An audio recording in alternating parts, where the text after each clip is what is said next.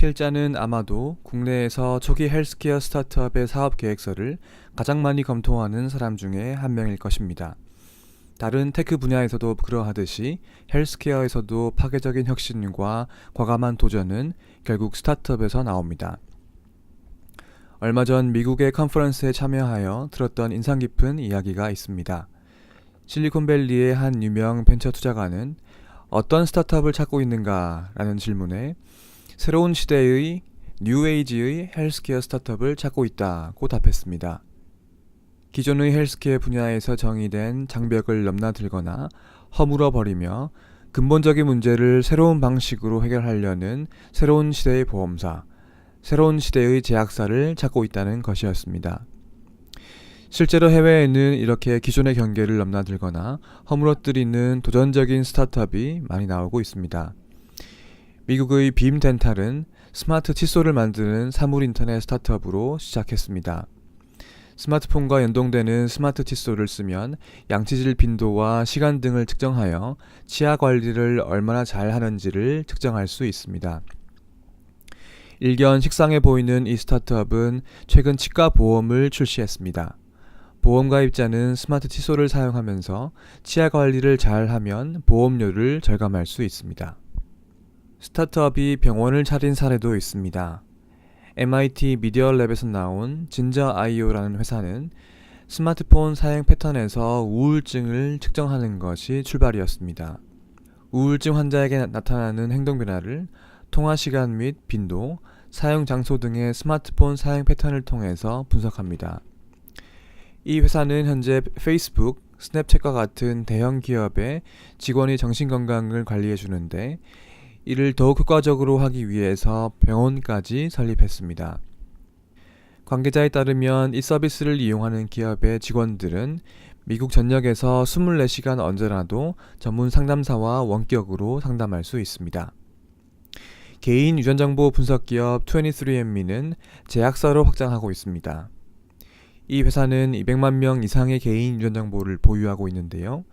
과거에는 이 데이터를 화이자 등의 다국적 제약사에 신약 개발용으로 판매하기도 했습니다.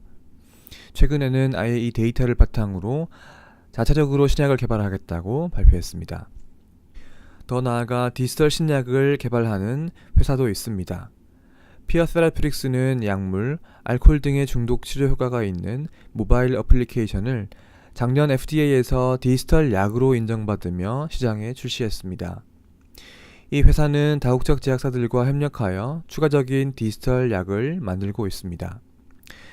퓨어테크 헬스는 신약 개발 스타트업인데 파이프라인 중에서 저분자 화합물과 함께 아이패드 기반의 게임이 포함되어 있습니다. 알킬리라는 이 게임은 작년에 진행된 대규모 임상 3상에서 소아 환자의 ADHD에 대한 개선 효과를 보였으며 올해 치료용 게임으로는 최초로 FDA 승인을 받을 것으로 기대하고 있습니다. 그런데 국내에서는 분야 간의 경계를 허물어뜨리며 근본적이고 큰 문제를 해결하기 위해 도전하는 스타트업은 얼마나 될까요? 안타깝게도 별로 없습니다. 여기에는 여러 이유가 있을 수 있는데요. 시장의 크기나 창업자의 수가 해외에 비하면 작다는 것도 한 이유입니다. 하지만 규제의 문제도 빠질 수 없습니다.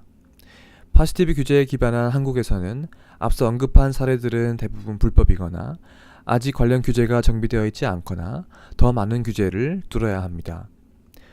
한국에서는 식약처 허가를 받아도 심평원의 신의료기술평가 등의 추가 규제가 있기 때문에 시장 출시도 늦어집니다.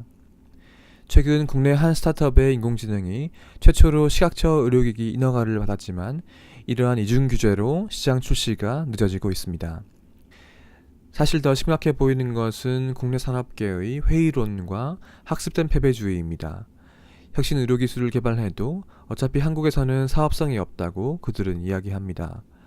그들을 마냥 탓하기도 어려운 것은 그동안 실제로 그러한 면이 없지 않았기 때문입니다. 법에 규정되지 않은 새로운 시도는 항상 불법으로 간주됩니다. 세계 최초의 기술은 심평원 심사에서 오히려 불이익을 받습니다. 심평원에서는 기존 기술을 참고하여 판단을 내리는데 세계 최초의 기술은 이것이 불가능하기 때문입니다. 국내 시장은 포기하고 차라리 해외 시장으로 나가라는 조언이 나오는 이유이며 이러한 상황에서 창업자는 기획 단계에서부터 기발한 아이디어는 자기 검열을 통해서 먼저 걸러버립니다. 이러한 상황을 개선하기 위해서는 산업계와 창업자들의 지속적인 문제 제기와 노력도 필요합니다. 그렇지 않으면 영원히 바뀌지 않을 것이기 때문입니다.